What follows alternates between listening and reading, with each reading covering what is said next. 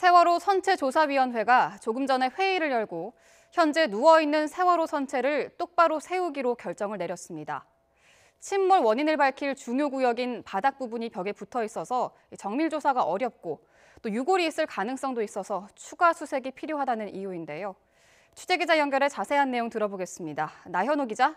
네, 전국구입니다. 네, 지금 세월호 상태가 왼쪽으로 누워있는 모습인데 이걸 똑바로 세우기로 했다고요? 예, 맞습니다. 이 세월호 침몰 원인을 조사하고 있는 선체조사위원회가 오늘 오후에 회의를 열고 이런 결정을 내렸습니다.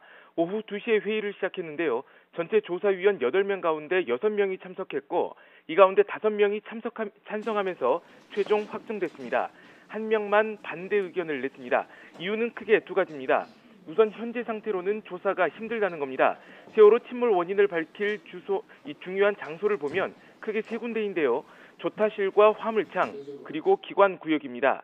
조타실과 화물창은 미수습자 수색을 하면서 이미 개펄도 걷어내고 어느 정도 조사가 이루어졌습니다. 그런데 기관구역은 사실상 거의 손을 못 댔습니다. 기관구역은 쉽게 말하면 배 뒤쪽 바닥 부분입니다. 여기에는 기관실과 엔진실 등이 있습니다. 그런데 배가 왼쪽으로 누워 있으니까 이 부분이 벽처럼 세워져 있는 형태입니다. 이 상태로 정밀 조사를 하려면 위원들이 벽을 타고 다녀야 한다는 얘기인데 이 상태로는 접근 자체가 힘들다는 겁니다. 개펄 등 다른 장애물도 많아서 조사위원이 다칠 수도 있는 점도 고려됐습니다.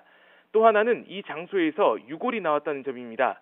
전체 9명의 미수습자 가운데 4명은 유해를 찾았고 아직 5명은 찾지 못하고 있는데요. 미수습자들이 마지막으로 목격됐던 유력 지점은 아니지만 이곳 주변 문이 모두 열려 있었고 유골도 나온 점으로 보면 미수습자를 찾을 수도 있다는 기대도 나오고 있습니다.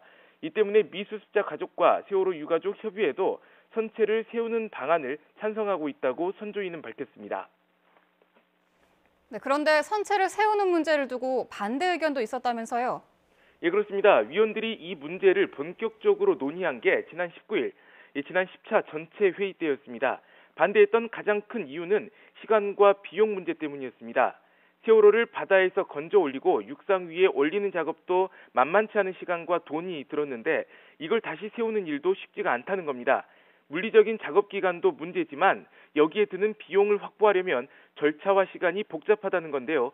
선조위 활동 기간 등을 고려했을 때 세월호 선체를 안전하게 유지하면서 사고 원인 조사를 하는 게 더 현실적이라는 의견이었습니다. 그래서 선조위가 시간이 얼마나 드는지 또 돈은 얼마가 필요한지를 자체 조사해봤는데요. 공사 기간은 67일, 2달가량이고 비용은 68억 원가량이 든다고 분석했습니다. 세우는 방식도 공개됐는데요. 그림을 보면서 말씀드리겠습니다. 지금 나오고 있는 이 그림인데요. 육지에 있는 세월호를 다시 이동 장비를 이용해서 바다 위로 옮깁니다.